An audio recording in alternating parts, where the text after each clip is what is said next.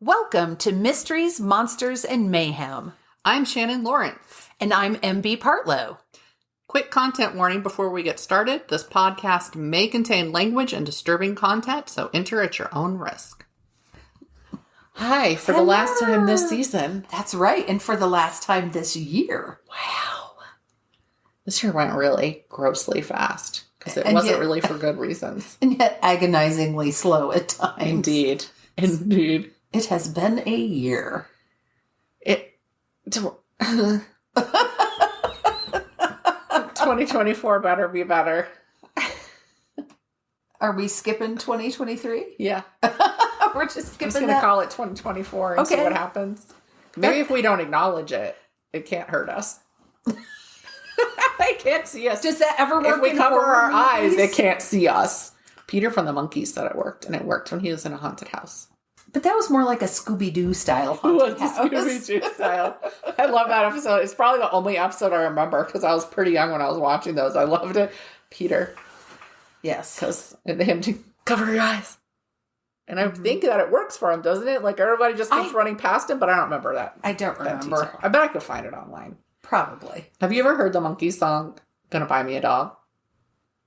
Going to buy me a doll? Dog. No, I have not. It's a ridiculous riff where they're screwing around, so I don't think they meant to put it out originally, but I could be wrong. Is it one of the ones where they're all high? Probably. Because they're cracking each other up and they're singing about John Lennon's pet raccoon. I think it was John Lennon that had the pet raccoon. I am not familiar with any... What fucking alternative reality did you just get here from? I'm telling you, look it up. It is that I have it on my iTunes. Well, whatever. It's on my iPhone. I don't think I have iTunes, but I have it on there. I've had it forever because it cracks me up every time I listen to it because they're just like goobs, just cracking each other up and singing ridiculous things about going to buy me a dog because they need a friend now. Yeah. I will have to look that up. I have never heard of it. Everybody look it up. And if I remember, I'll post the video. Okay. To the Facebook page. Hey, I remembered to post videos for the elevator hotel thingies. So yay, pat my head. I will not. Yeah, don't do it. People get their hands bitten off if they pat my head. I very much do not like having my head patted. So I know. Because it's always like condescending or whatever. Don't like it. It's a thing. It's a thing. Yeah, don't pat anybody's head, really, is our advice to you. I mean, little ones, if you're doing it right, sure, they might like it. Dogs. If you got to pat somebody on the head. Dogs and cats like it. Find a friendly pet. Perhaps a pet raccoon. Perhaps a pet. I love raccoons. I would totally have a pet trash panda if it wouldn't murder my cats. There was a clip on, I can't remember if it was on TikTok or on Facebook, but it was this little animal clip, a whole bunch strung together. And one is this guy looks in a dumpster. There's like 25 raccoons in there just looking up at him like, what? And he's like, is it a convention? Yeah. Why are you all in here? Because they're just all like standing there looking at him. Not in a creepy way, but... What did I interrupt you guys? Yeah, like, it was like they were taking a vote. It was like they're having a little meeting. Could take a vote on, who knows what. What would raccoons vote on? I don't... Which dumpster to be in? Well, that was settled. Shall we move to a different dumpster? Raise your hand for I. The ayes have it, and then... Or should we go terrorize the town dump? Just think about you're having a meeting and then suddenly there's a giant standing over you. What about that? Did you ever consider the raccoons? I did not. I have not been in a meeting in a very long time. Thank goodness. I have a meeting every week, but it's on Zoom and it's with 2 people. That's not bad. Pretty painless. Yeah. I don't miss. It's funny because I remember I was super eager for meetings for when we were volunteers at a certain organization because that was me getting away from my kids for the first time. And I was like, you want to have a meeting? Yeah. You want to go out for food afterwards? You want to do that? You want to go out for food afterwards? You want to walk over here and get some food? That was me inside. Outside, it was like, does anybody want to walk over to this restaurant? I was going to grab a drink or something. Just Rico I don't want to go home, but I yet. And then I'm always home. I kind of miss our wing stuff. Our wings after the right brains. Yeah, we could just do that anyway. We could just It's not like there's anything actually stopping us except for pure laziness. That's true. But you know what? For months, perhaps even a year or more, every one Tuesday a month, we went for wings. We went for wings, and they never acted like they knew us. They never recognized us. It was never... I don't think we ever got the same person more than once. I didn't even see anybody who looked fucking There must familiar. be turnover like nobody's business there for that to happen. Yes. I go to other places, I haven't been there in months, and they're like, oh, hey! And I'm like, wow. Good for you. But there, nope. Nope. We were just weird, faceless people that they gave corpses with flavored sauces on. Yeah. And we didn't care about the sports. The sports thing that was happening on the TV. Sports ball, whatever season it was. So Jeff and I walked to, hey, we never summarized Vegas. We never did that. Oh. Yeah, because we talked while we were there, but we hadn't even done anything yet. Not to say that we did a lot, but we went for yummy barbecue. And we did, in fact, go and find, I didn't post that.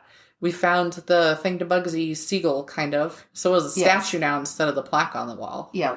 But we walked everywhere looking for the plaque, even after we found the statue. But it said there's a plaque. We did look. They had a nice garden. A little waterfall. They did. It was huge. And the pool was huge. Yeah. It was miles of pool that just wound around. And yeah. That's at the palm. What is it? The Flamingo. Yes, the Flamingo. And we went to the Ferris wheel, which is called the something. Oh, yeah. We went on that. I looked at everything. That was kind of fun. And then my husband and I went to a Guy Fieri restaurant. And we went to a new Gordon Ramsay restaurant and got to witness a family get into a fight and get escorted out and got to see this not terribly tall female chef get right in somebody's face who was being aggressive and point around and say, "Get out of my restaurant." And I was like, power! Yes! Was it the fighting family that she said that to? What were they fighting about? I don't know, because we were up on this one area. About this. No. So we got there, and so it was a soft open for Gordon Ramsay Kitchen or something like that. It's a new one. So we got to go to the soft open. I had an amazing jalapeno mango margarita. They do margaritas chili. Really. I love a spicy margarita. We had that mango margarita that was really good. Yes. At the pizza place. Is that like a basic white girl thing? Are we basic white girls? I don't think so, because it had the tagine. Yeah. Rim on the glass. So good. Anyway. Well, maybe we're basic now. That's fine. I'm sure I like things that are basic white girl things. But I had one of those. I swear. It cost us $40 for him to have a cider and me to have 2 margaritas. But whatever. We sat there and we ended up chatting with, it's his first time being at the bar, chatting with the bartenders. And I've told him before, I'm like, it is different if you sit up there. It's not as awkward as you might think it is if you're in the right mood, if you're drinking. Otherwise, if you're sober, maybe it's harder. I don't know. So we sat there because we were waiting for them to have our seat for us. And talked to 3 different bartenders, came over and chatted with us. It was awesome. And I have discovered no matter where I go, it's like 6 degrees of Colorado. Somebody always has family who lives in Colorado, or they've been to Colorado, or both. Mm-hmm. And they had and did. One of them, his parents had just moved out here and they were living in Aurora or something like that. And I was like, my sister lived there. But I have a friend who lives there too. Do you know them? No, just kidding. But so we talked about that, and the one woman had been through Colorado to visit her brother, and she had been driving on the mountain roads with her crappy car, and people were honking at her because she wasn't going fast enough. Yeah, so all these great conversations with them. It was fun. There was only one bartender that come chat with us, and I was like, well, too bad for you. You're missing out. But then we got called, oh my God, the food was so good. Well, good. It doesn't matter what it was. It had so much flavor. We ordered asparagus, and I was like, this is the best asparagus I've ever had. I don't know what was in the potatoes, like just mashed potatoes. Mm-hmm. Oh my God. Probably 2 sticks of butter in our tiny serving. But we did all that, and then there was the massive fight. So everybody at these restaurants is really formal. You know, I mean, it's a upper crust restaurant.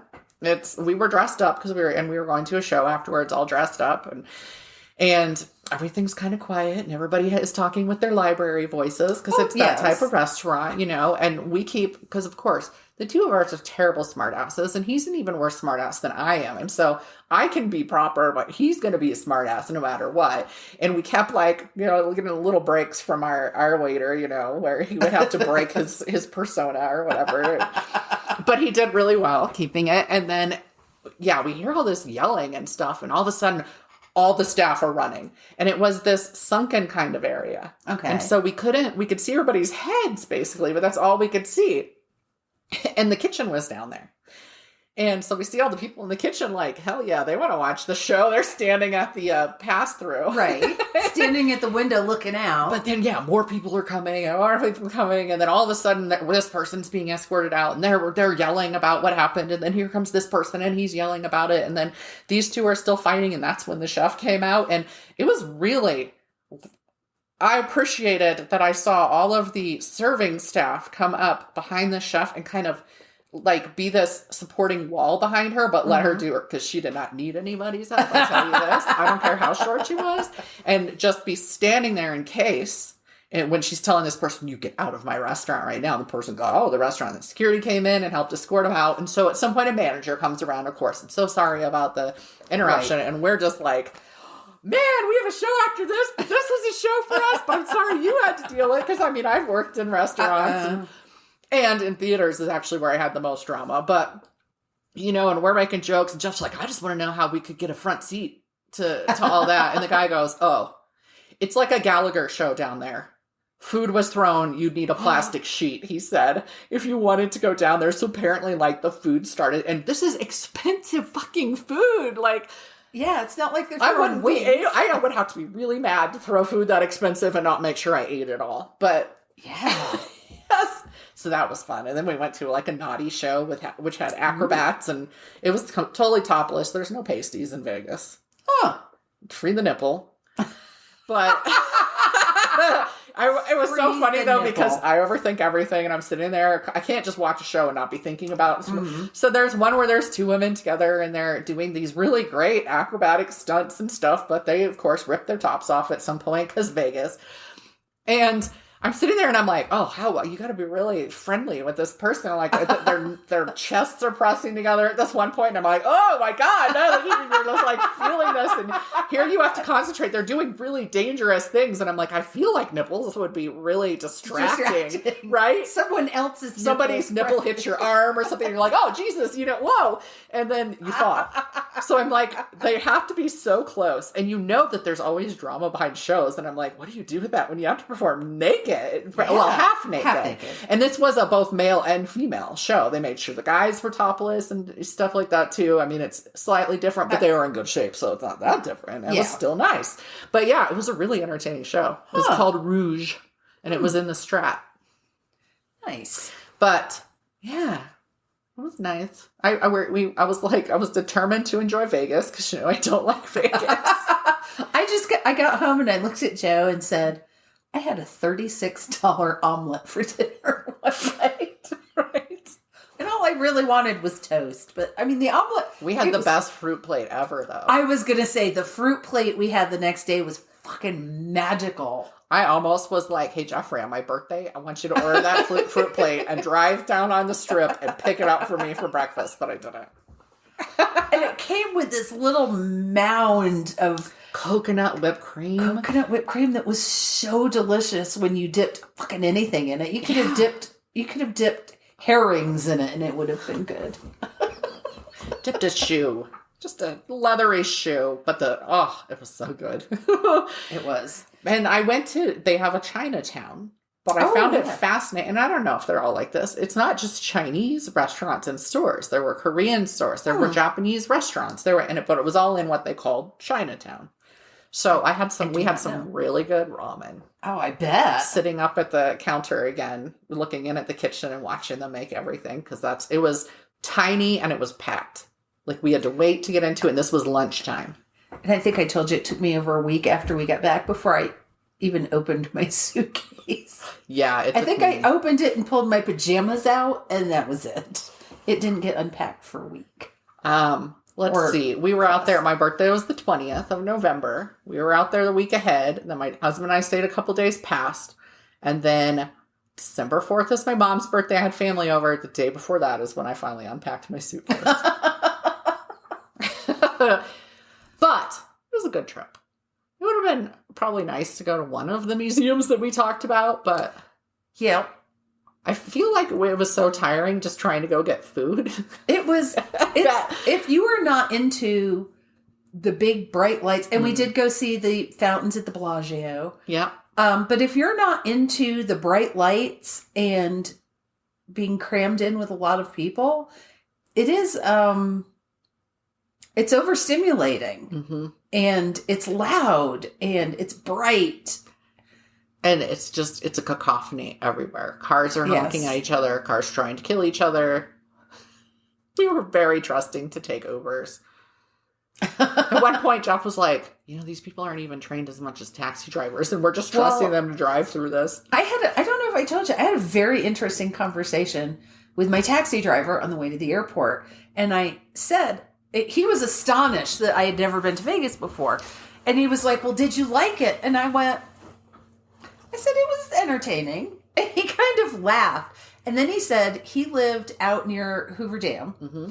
I went to Hoover Dam for the first time, too. And he said, I'm getting to the point where I think I'm ready to leave. He goes, Vegas is not what it used to be. But he told me, I said something about going somewhere with an Uber driver. And he goes, those people have no training. Mm-hmm. You can move here yesterday and be driving an Uber today. And I said, yeah, one woman, I said it was really kind of scary because she had her phone up, which I get. That Uber drivers do. They have their phone up with a little map on it. I said, but she kept looking at it like she didn't know where the hell she was going. Yeah. She's like, is that at such and such? And we're like, we don't know. We're not from Vegas. Fucking know.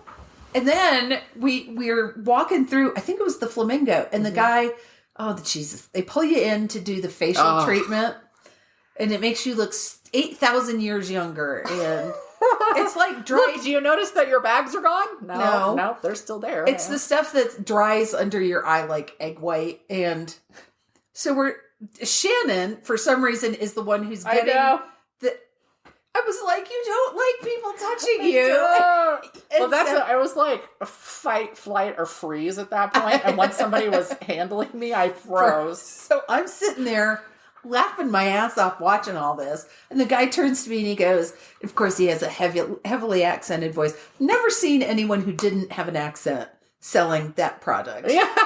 So he says to me, what do you use on your skin? And I said, oil of old lady. Yeah.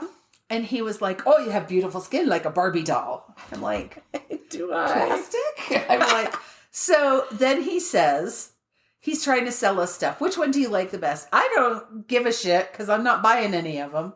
It's like we reversed roles and you were being really nice. And I was just like, no. So he says, he turns to me and says, where are you staying? And I looked him right in the eye and said, I don't remember. And then he looked at me and I was all, I did think about it though, and I knew that you purposely hadn't. I was like, go ahead and come find me.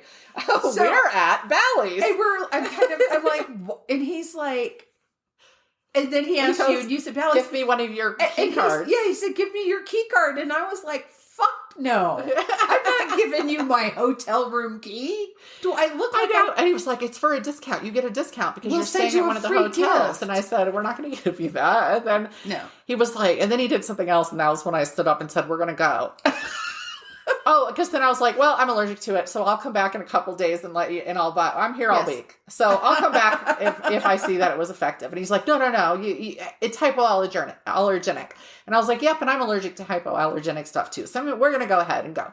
And then he just keeps arguing. Then he picks up the box and puts it, he's like, see, look. And it says like, no, whatever. Yeah.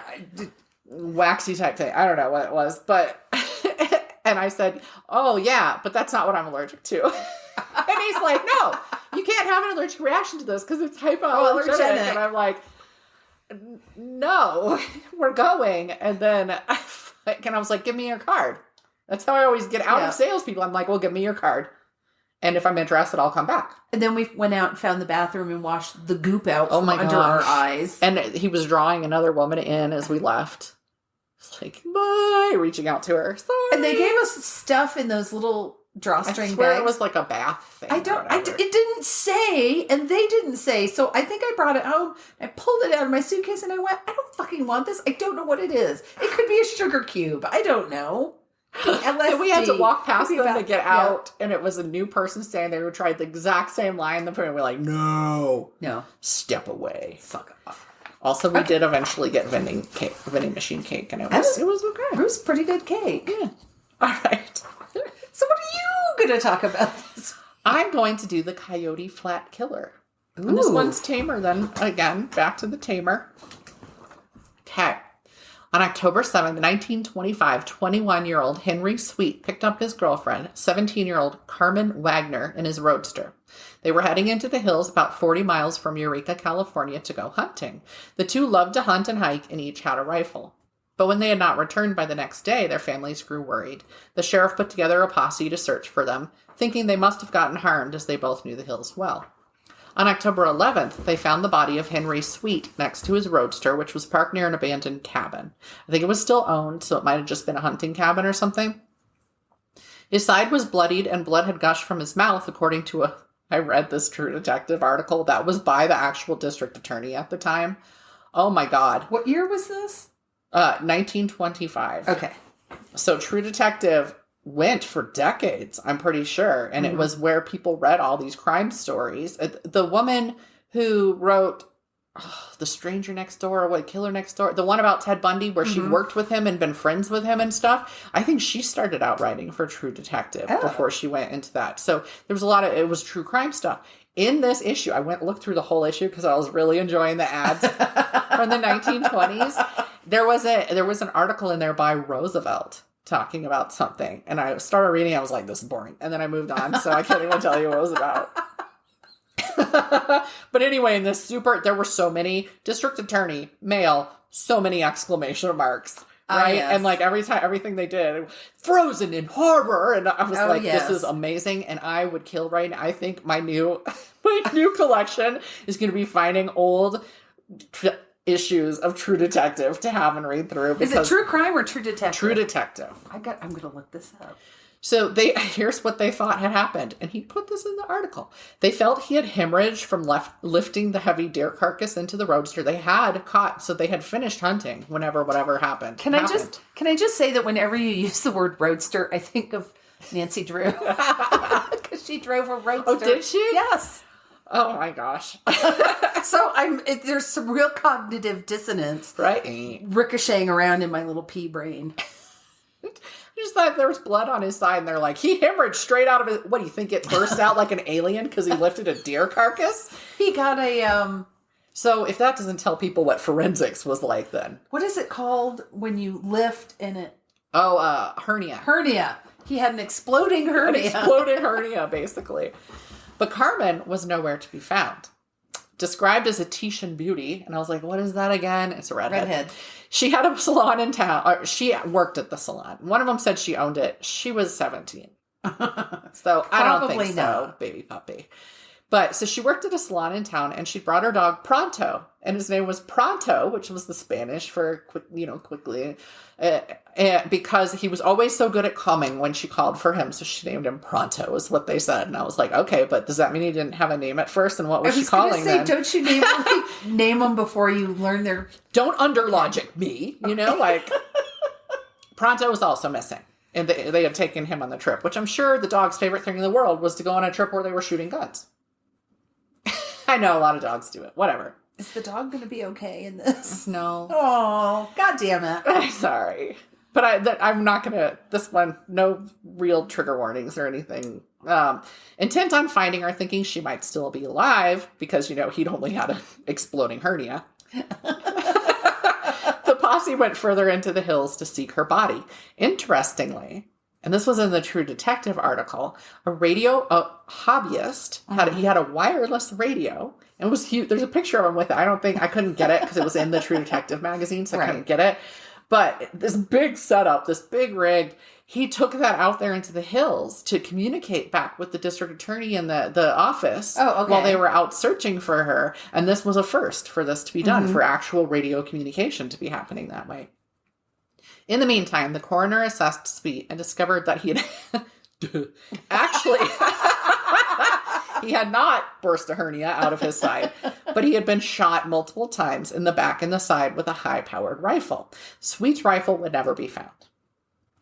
Members of the posse became convinced that Carmen, who had many suitors, had been taken captive by a mounted... There was nothing about... I don't even know what his job was, Mr. Sweet. They were so fascinated with Carmen, the Titian beauty. Everything was... The entire True Detective article is, like, titled, What Happened to Carmen? Like, fuck Mr. Sweet. The dead man.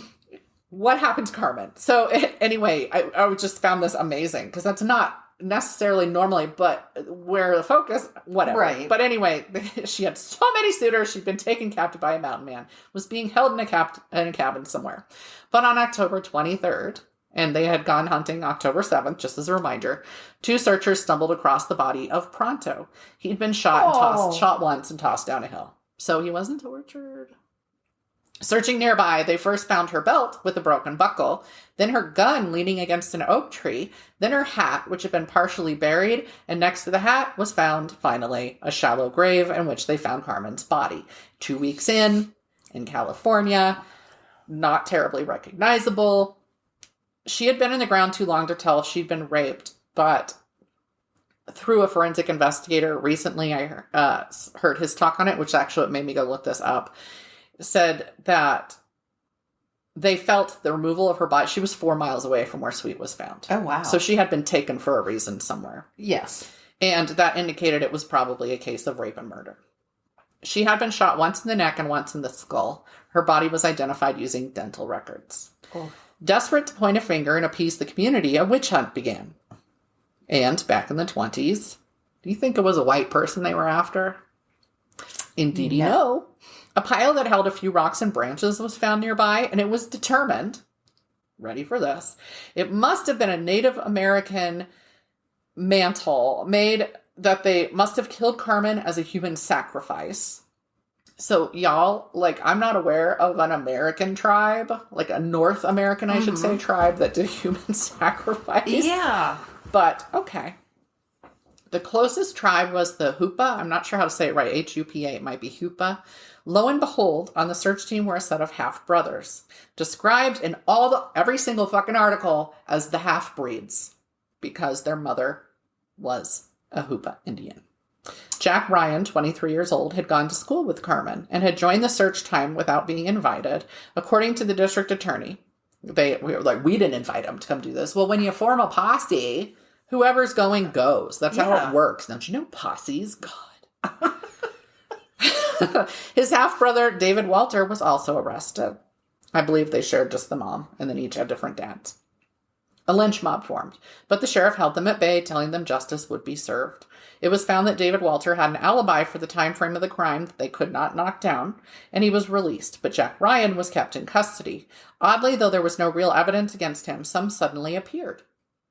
So, places that had been searched before, suddenly something was found. Of course. Carmen had a white watch, which was not with her body, supposedly, and this was found upon a second search of Ryan's white chaps. They missed a watch in his white chaps the first time they searched them. A second search of the area in which her body had been found produced shell casings from Ryan's gun. Huh! Even though these had not turned up in the initial searches of the area, just as the watch had hidden so tenaciously when they first checked his chaps. In addition, it was claimed that there was blood on his clothing, though he said it was horse blood, and he was somebody who worked at a variety of farms and ranches around there. That was his job, was to take care of any dirty jobs. They said it was established it was human blood, but in the 20s, I'm like, how do you know that in the 20s, whether it's human blood or horse blood? And it was later stated it might not have been blood at all. It might have been some variety of other stains. Jack Ryan was put on trial. It lasted 5 weeks, which was the longest trial in the county's history.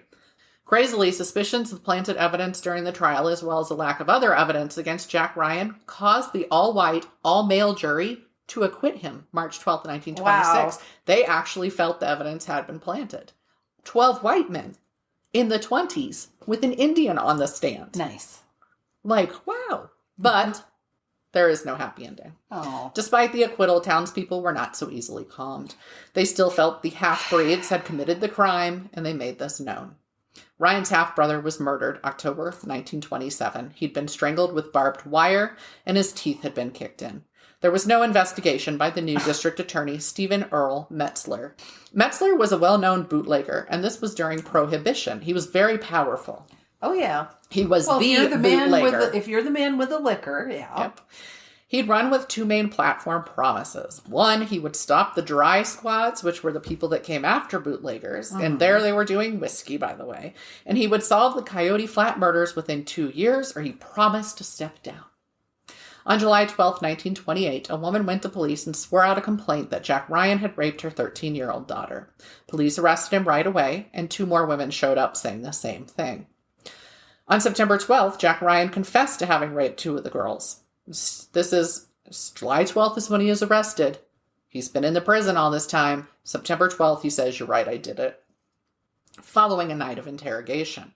Another night of interrogation followed, and lo and behold, Ryan showed up in court the next day and confessed to the killings as well, signing a sworn statement that he had not been coerced in any way, which I always find hysterical because how do you not sign the statement saying you won't coerce? Yeah. But because clearly if somebody scared you that bad, you're not going to be like, I'm going to write this here. They did it.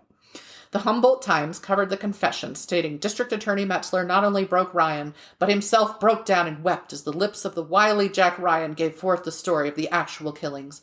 Ryan, when he had signed his confession, threw his arms about Metzler and they wept together. "Metzler, you're a good man. You knew all the time," Ryan cried. That was from the actual article. Oh my God, I had so much fun reading these articles. I wish you all could see the look I'm giving Shannon right now. I'm like, yeah, sure. Right, that happened. That totally happened. Exactly like that.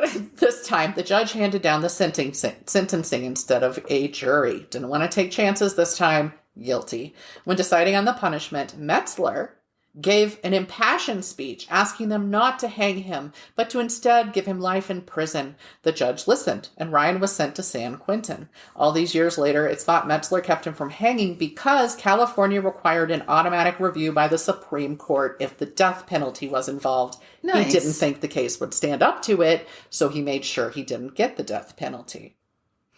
Once in San Quentin, Jack Ryan said the confession was false. He was away from them. Of course he did, and had been coerced. No one believed him.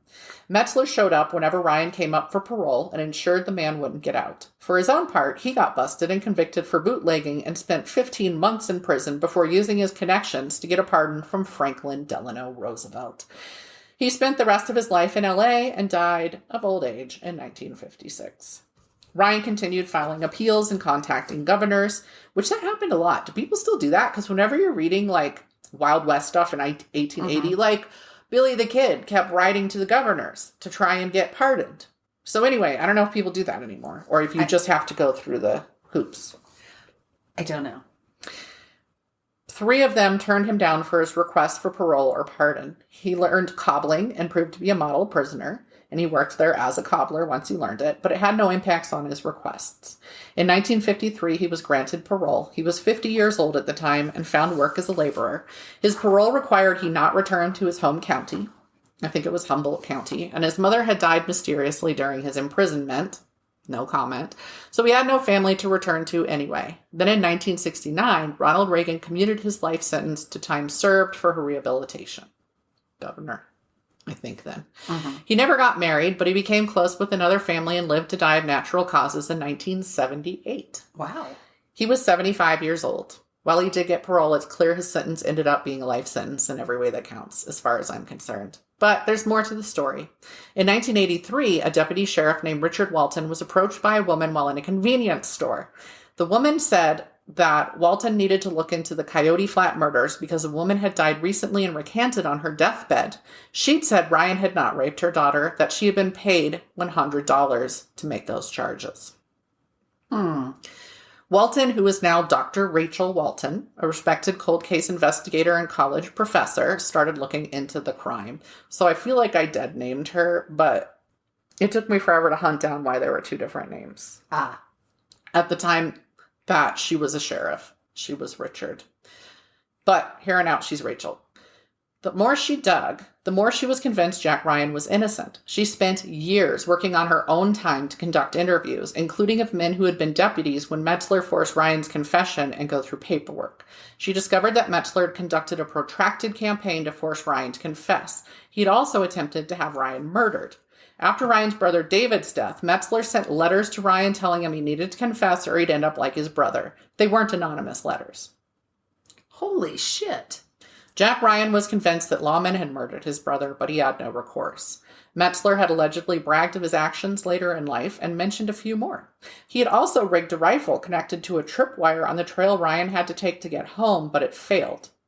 He'd paid a woman to get Ryan drunk and take him to a hotel room, checking into a room adjacent to where lawmen waited, listening, certain he would confess to her and she was to get that out of him. But inebriated as he was, he just kept saying, I don't know what happened to Carmen. Then that same woman was once more paid to trap Ryan, but this time she drove him over a bridge and into an ambush. He was a passenger in her car. Two men fired into the car, but Ryan actually evaded them, and he exited the car and jumped off the bridge into the river below to get away from them. Finally, it was shown that the women who had made allegations of rape had all been paid $100 to make these allegations. In 1996, it was his campaign promise, right? If he wanted to stick around, because he gave himself but he did it almost immediately upon taking power. He started this. In 1996, Dr. Rachel Walton presented evidence that helped secure a posthumous pardon for Jack Ryan. April 15th, Governor Pete Wilson announced the official pardon. A group of people worked together to get a marble tombstone for his previously unmarked grave. See, it's another thing where people were nice. I was reading it and I was like, oh. Also, Dr. Rachel Walton, very interesting, because first she was a deputy, a sheriff's deputy, and I don't know how far she went into that. And then she learned, investigation techniques and stuff like that. And then she started teaching it. So now she has classes, and she's still actively teaching it. I think it's ESU. Oh, nice. So she's interesting to look up. And that is also why I included her dead name, right? Because a lot of the articles come up under that name previously. Right. Okay, because of the railroading, the murders were never solved. Some think it was a bootlegger who they happened to cross, but there's been no real... Wouldn't it be interesting? Nobody brought this up. I'm like, it was a bootlegger. What if it was the dude who became the district attorney and was intent upon trapping Ryan as the person who did it? What if he was involved in it? But that is not in anything I read. So there's been no real attempt to solve them. Of course, they're so busy railroading him, they never figured out who it was. And I'm like, were there other crimes that happened near there? Because once that type of killer with, the sexual urge and willingness to kill somebody, usually they don't just not do it again. But if she was as popular as they kept making it sound, right, maybe it was this, what do you covet? You covet what you see. And this person intentionally went out there knowing they were going camping. I don't know. Or hunting, sorry. So I doubt that there's even any of the physical evidence left. Mm-hmm. And it would be really hard to track down people to do that. But Dr. Rachel Walton, to look into all this, did the real, boots to the ground investigative work, again, on her own time during that time where she was also a deputy. She went and talked to the lawmen that were there and everything. And some of them, they were there when the coercion was happening. And they said there was coercion. And they admitted it. Yes. In his pardon, the governor wrote, Jack Ryan was a young man in the wrong place at the wrong time. So was his poor brother. The evidence is overwhelming that through a series of violent and intimidating acts that no civilized society should tolerate, including at least 2 attempts on his life, he was unjustly railroaded into pleading guilty for crimes he did not commit. Finally, he said, we must remember that a just society may not always achieve justice, but it must constantly strive for justice. As the philosopher Francis Bacon said some 380 years ago, so blustery, if we do not maintain justice, justice will not maintain us. Therefore, so that justice is maintained, I grant Jack Ryan posthumously a pardon based on innocence. He had no family left. Nobody got to be happy that he was cleared or anything. But it was Dr. Walton that was like, I know there's nobody left. I know he'll never know he is cleared. But she said, he needs to be cleared, though. It doesn't matter. And then she, again, was integral in making sure he now had a tombstone and all of that. Wow. So, sources. The Los Angeles Times, Dead man's name finally to be cleared by Dave Lesher. Heldsburg Tribune staff writer via Center for Biographical Studies and Research. A bunch of articles between 25 and 27. Branching out how the Coyote Flat killer changed criminal justice by Janelle Hyatt. The Washington, D.C. Evening Star Associated Press. SF Gate staff writer. True Detective Mysteries, July 1930 issue. Who Killed Beautiful Carmen Wagner by former DA Arthur W. Hill. Wow. That man. I'm serious. Everybody should read that. If I could post that, I would, but I can't. I have to look for, if you get a chance, but you send can me the view the link whole thing. Okay. to the magazine, because I'm I got to read some of these. It's so great. I love old magazines. And there might be other crimes in there, because there's other crimes, and I was like, oh, I don't have time for this. So, this came from Thing One. For the idea for this. All She right. said, have you ever talked about the defenestration of Prague? Why, no, I don't believe that I have. And she said, okay, you have to watch it on Puppet History. So if you guys, it's on YouTube. It's called Puppet History. That's where I got Another one. one. It was the marathon, when they almost took the marathon out of the Olympics. I also watched the one they did on the molasses spill, which was interesting. I mean, it's very factual, but it's fucking hilarious because it's puppets. It's puppets and it's history. So anyway, dictionary.com defines defenestration as the act of throwing a person or a thing out of a window. So you may feel free to replace throwing with yeeting, because that's what I like to do. So when most people think about this, about defenestration, if they do, they get the vibe of rock and roll bands trashing their hotel rooms, throwing TV sets out the windows. That was like a 60s, maybe into the 70s kind of thing. In LA in 1972, Keith Richards and Bobby Keys threw a TV off their 10th story balcony. In 1968, the entire crew of Led Zeppelin threw furniture and accessories out the windows into the Bay of Seattle.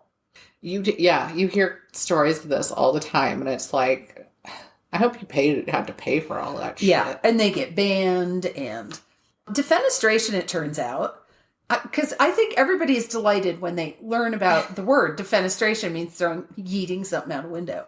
So it has a long and sordid history. It's possibly based on the biblical story of Jezebel, who was thrown from the window by her own people. It was used as a method of execution around the world, with leaders occasionally ordering a second defenestration if the first one didn't kill the victim. I'm like, if you yeet a bitch out a window and they don't die, just let them go. I mean, it's like, wasn't there the rule if you got hanged and didn't die that you could go free then? That's why they added until dead. Mm-hmm. Hanged by the neck until dead. Yeah. Now we got to come right back. So now we've defined defenestration. Now I got to tell you about Prague, because could you pick out Prague on a map? Could you, maybe. If it wasn't labeled, could you go, that's where Prague is? I could be like general area, but no, I couldn't be like right here. Yeah, me neither. So Prague is the capital and largest city in the Czech Republic. It is the historic capital of Bohemia. It is considered a cultural, economic, and political hub of Central Europe. Writer Franz Kafka was from Prague. Albert Einstein was a professor there, and Nikola Tesla studied there. So I guess I've established Prague's bona fides. Oh, Jesus. It's super bona fide. And then I get into this, because you have to talk about history. You can't just launch into the story without backing up and jigging around it a little bit. So in July of 1419, when Prague was part of the Kingdom of Bohemia, there was a group called the Hussites, which sounds like unionized hussies, which gave me no end of glee. It was led by a Hussite priest, Jan Zalivsky. They were an anti-Catholic congregation. They marched to the new town hall in Charles Square, demanding the release of some imprisoned fellow Hussites. The Catholic town officials refused to listen, and someone on their side threw a rock, I'm gesturing wildly, through a rock that hit Zalewski. This inflamed the Hussites, and I believe the word inflamed was actually used. Inflamed the Hussites. Yes, who marched into the building and ended up throwing 7 city council members, a judge, and the burgomaster out of a window. Oh, there's some people I'd love to throw out a window. Yes, yeah, I can think of one. Anyway, I cannot say with accuracy that they were all thrown out of the same window or if different windows were used. It was the 1400s, and I don't study historical architecture. I can't imagine it was easy, though, yeeting them out a window. No. Because I don't think windows were very big back then. And there were a lot of people yeeted, and so it's monotony. Yes. So, regardless, an angry mob had gathered outside the town hall, and they helpfully, this angry mob, held up spears for the defenestrated men to fall on. Oh. Any who weren't killed by the fall were hastily dispatched. It's bad enough to be thrown out a window, but on your way down, what do you see? Like, there's your neighbor with a spear. Yeah. And you're thinking, I shouldn't have thrown a shoe at his cat. Should have baked him a casserole. Right?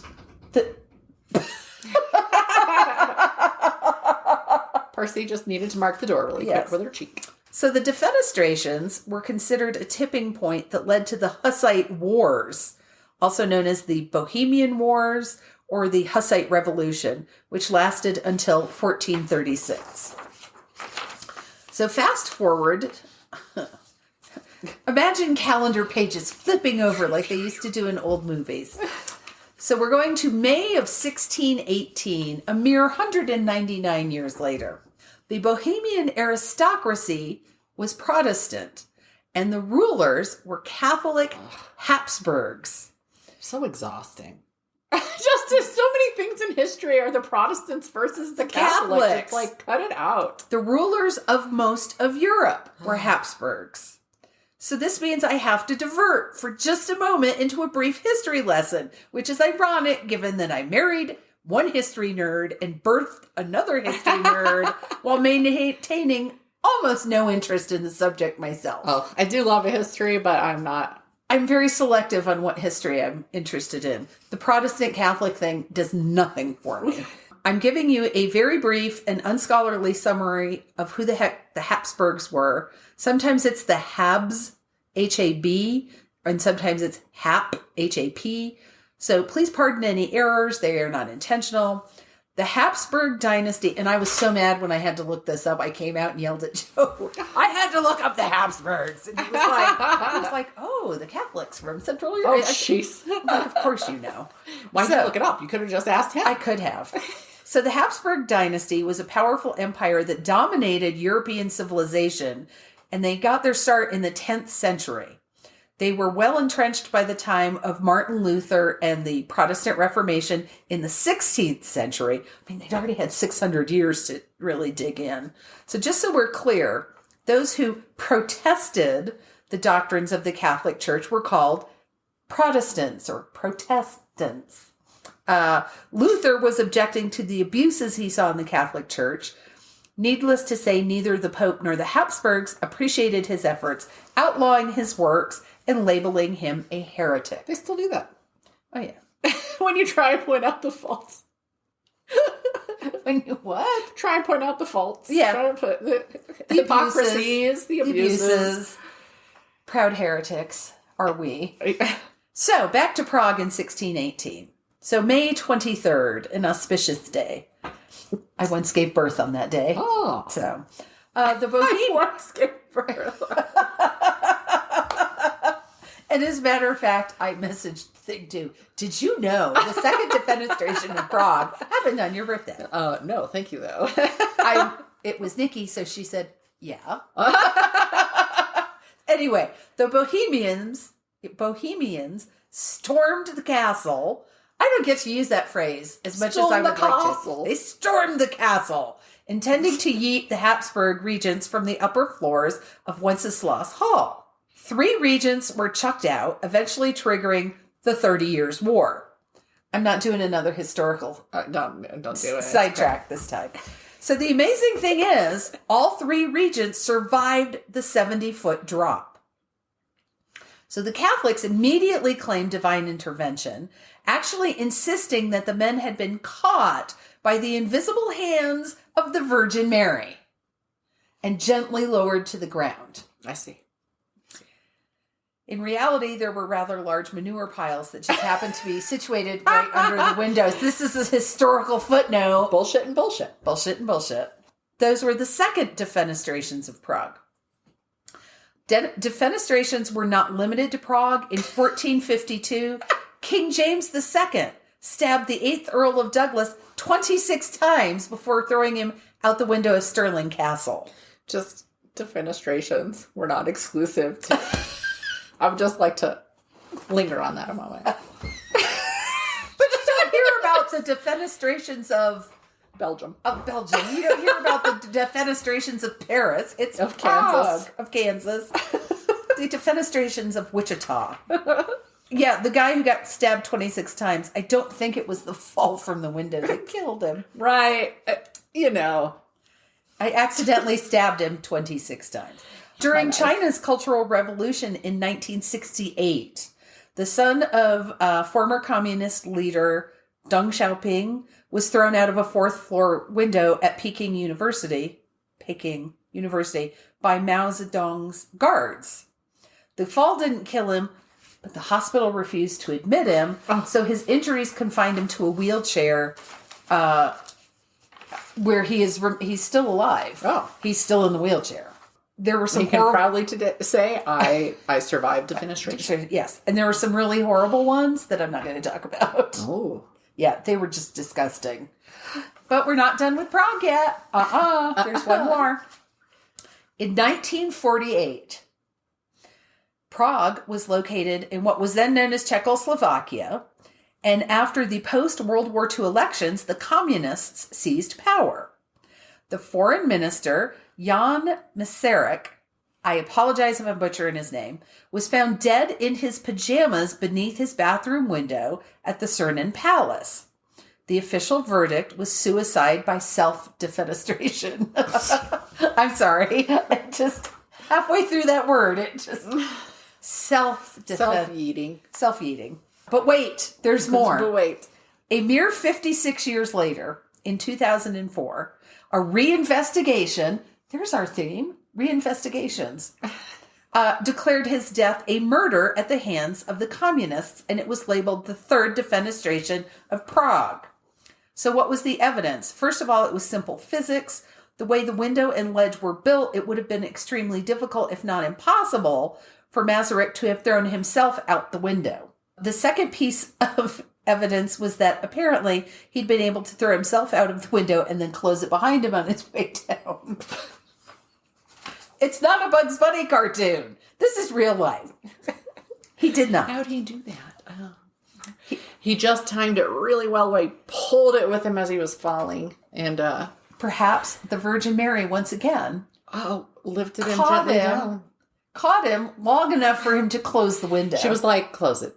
Just the heating bills are outrageous. Are we trying to heat the whole neighborhood? Exactly. She was a dad.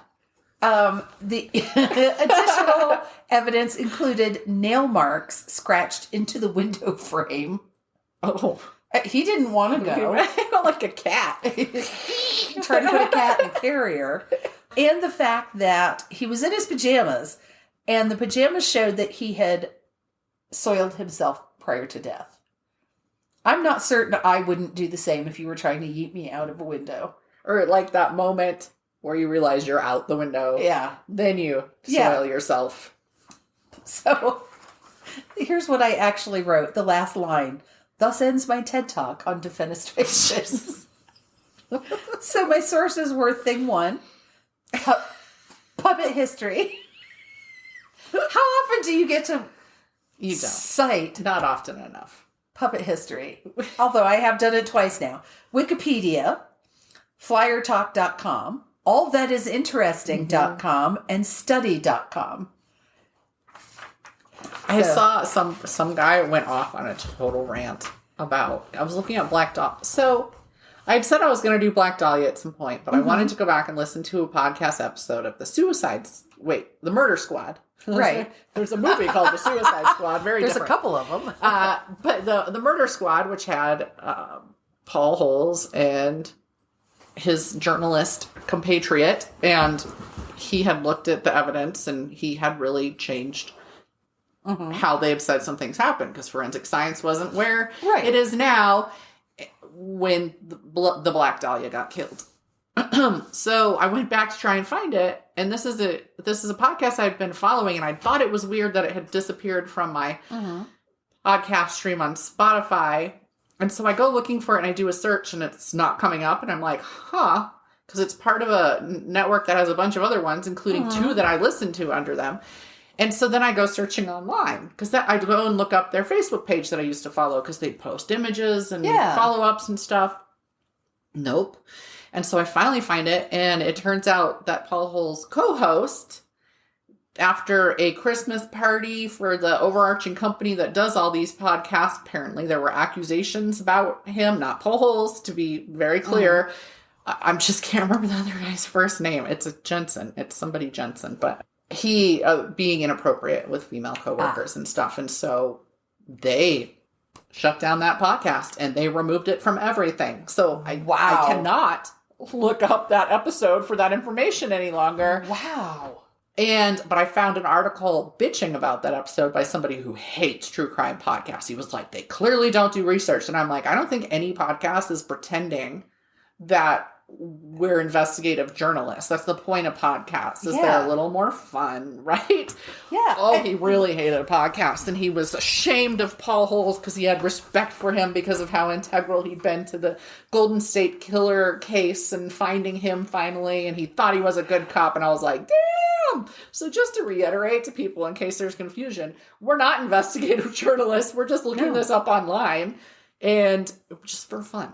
For funsies. Yeah, and we generally do have more than one source. Right. And we try to be somewhat responsible about keeping names out of it that don't need to be part of it. And saying, if we doubt that something, it said this, but I'm not sure that's real. But damn, this rant was, I was like, ooh, I'm going to keep reading this. Wow. I bet you really have an issue. It's probably out there somewhere. I am not the person who could find it for you. Yeah. Because you know what they say, anything that's ever been out there is never really gone. Yeah, I figure I could search. I was searching on my phone, and I can't do real stuff on my phone. No. So I was like, I need to sit down at my computer and find the information. But it was amusing to me. But I was like, I feel like I'll just call that out. We're not pretending that we've done something real here. Now, Paul Holes is on a different podcast now, and is a very interesting one because he's, again, it's him and a actual journalist, and she writes a lot of true crime novels. Nope, her name's gone. I think the podcast is called Buried Bones. But it's an interesting setup, because what she does is she brings up, they're all historic crimes. Mm-hmm. And she kind of gives some light details, and she asks him, okay, now what do you think? As an investigator, what would you be looking for? What would your questions be here? And he says them, and he might give a little bit of a hypothesis, and then she says, okay, now here's a little more information. And she purposely twists every time. She's very good at that. I'm going to go get one of her books and read it. But so she kind of twists it a little with the next thing she gives, and he's like, oh, okay, well, that changes this. And then he kind of goes over it again, and she says, okay, here's another twist, right? And she does this till the very end. And then she's like, now here's how it turned out. What do you think about that? But it's interesting. I've only listened to 2 episodes, but one of them was on the Coyote Flat Killer, which is how I ended up on that. But I was glad he had another podcast. He's an interesting guy. But eventually I'll just do the Black Dahlia, and I guess I'll be using the bullshit that's already out there about her that's bad forensics. But now I'm like, I don't know what I want to do. I bet someone else has reported on the forensics, though. Maybe. I mean, it was that I trusted his opinion. Yeah. Versus, that's true. If I broke it down, I would think nobody would trust my opinion on that. Nobody's if I came up with the stuff he said. Nobody's going to reopen a case based on what we say. Correct. So, yeah. Anyway, that was an aside there. But here we are at the end of the show once more, at the end of our season. At the end of the year. Happy New Year. Oh, we should have had champagne. We should have. Oh, you don't have any. Or we could have. Or that's what we go have our Fuzzies champagne. Oh, that's true. Giant fishbowl margarita. That's right. So we will see you next season. We're not taking a break. So we'll have our next episode up as usual, and we will have guest Travis Heerman on then. That will be very much fun. Yes. So looking forward to it. Looking forward to seeing, with quotes around that, everybody again and talking. We already have stuff planned, so we do. And don't forget to check us out at buymeabook.com/mmmayhem. Any support is appreciated, and it goes toward overhead, not toward us like making money on this. Yeah. No podcaster makes money, by the way, in case you're ever wondering, unless they were famous before they started. Exactly.